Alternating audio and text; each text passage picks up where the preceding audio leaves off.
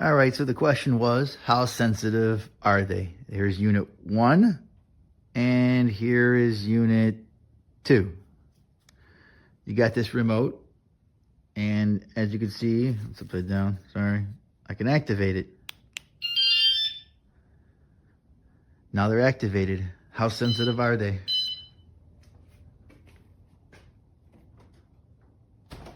I turned down the sensitivity, so that's a good thing.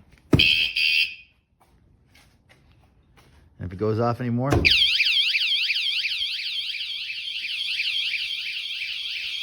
both going. I could say that's loud.